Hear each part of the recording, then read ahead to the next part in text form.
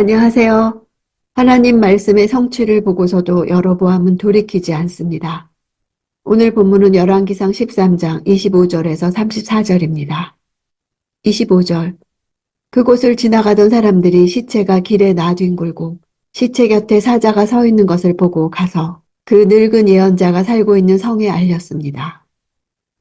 사자를 가리키는 명칭은 8개나 되어 다양합니다. 여기서 사용된 사자라는 단어는 잡아 찢다라는 단어에서 유래해서 먹이를 잡아 찢어 먹는 잔혹한 모습을 반영한 명칭입니다.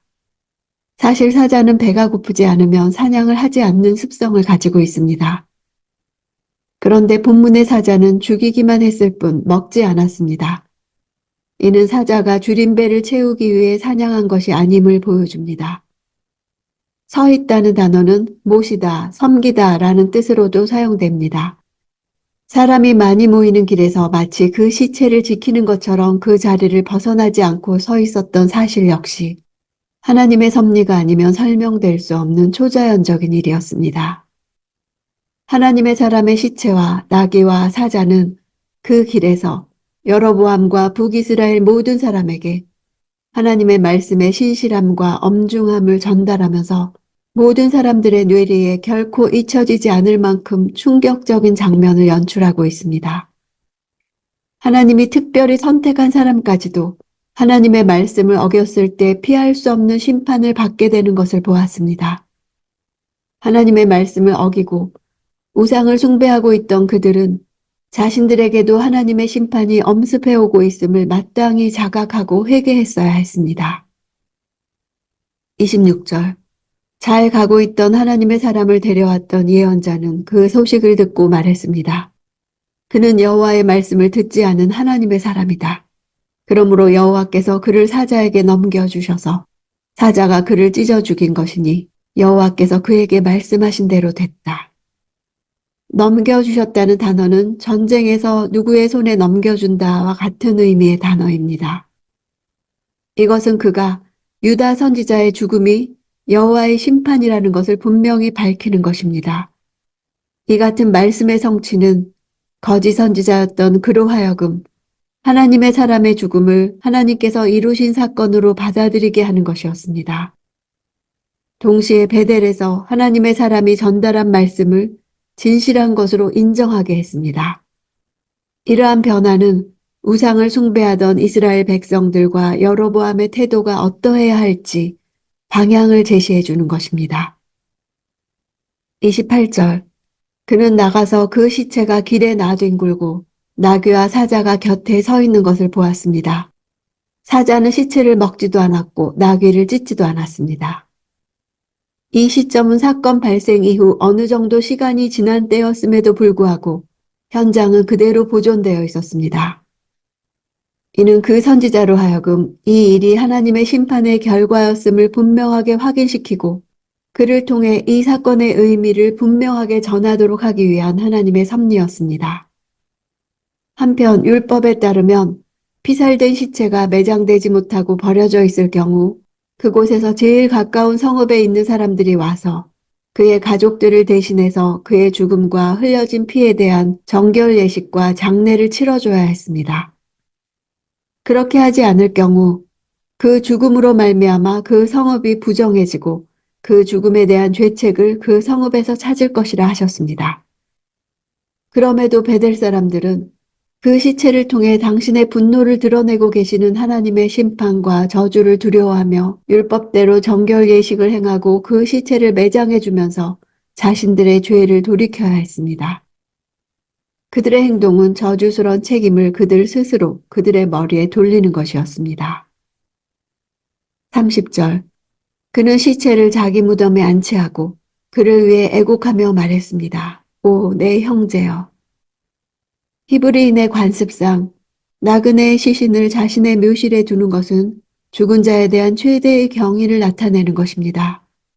그는 하나님의 사람이 전한 메시지를 신뢰하는 것과 더불어 자신의 속임수로 인하여 하나님의 사람이 죽은 것에 대한 죄책의 감정에 어우러져 하나님의 사람에 대한 존경과 동정심을 가졌을 것입니다.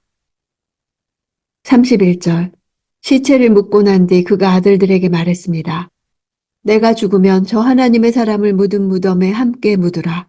내 뼈를 그의 뼈 곁에 묻으라. 히브리인의 관습상 나그네의 시신을 자신의 묘실에 두는 것은 죽은 자에 대한 최대의 경의를 나타내는 것입니다. 이는 하나님의 사람이 예언한 하나님의 말씀이 반드시 이루어지리라는 것을 확신하는 강한 믿음의 표시이기도 합니다. 그가 아들들에게 한 당부는 앞으로 닥쳐올 재난으로부터 자신의 무덤과 뼈를 지키기 위한 대책이 되었습니다. 하나님의 사람의 예언은 약 300년 후 현실화되었고, 이때 베델의 늙은 선지자의 묘실은 하나님의 사람으로 인해 보존되었습니다. 32절. 그가 여호와의 말씀으로 베델 제단과 사마리아 여러 성에 있는 모든 산당들을 향해 선포한 그 말씀이 반드시 이루어질 것이기 때문이다. 사마리아라는 지명은 사실 여로보암 당시에는 존재하지 않았던 이름입니다. 그 후 약 50년 뒤 북왕국의 새로운 수도 이름이 되기 때문입니다. 이 이름은 북이스라엘 전체를 가리키는 상징입니다.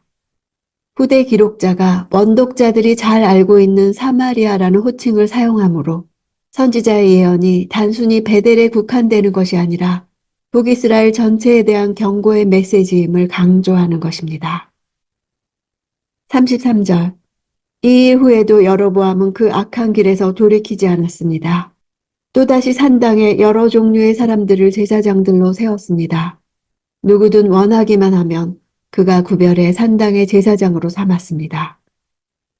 여로보암의 이런 모습은 자신의 죄를 지적하는 나단 선지자의 책망에 바로 죄를 시인하고 통해 자복한 다윗의 모습과 대조됩니다.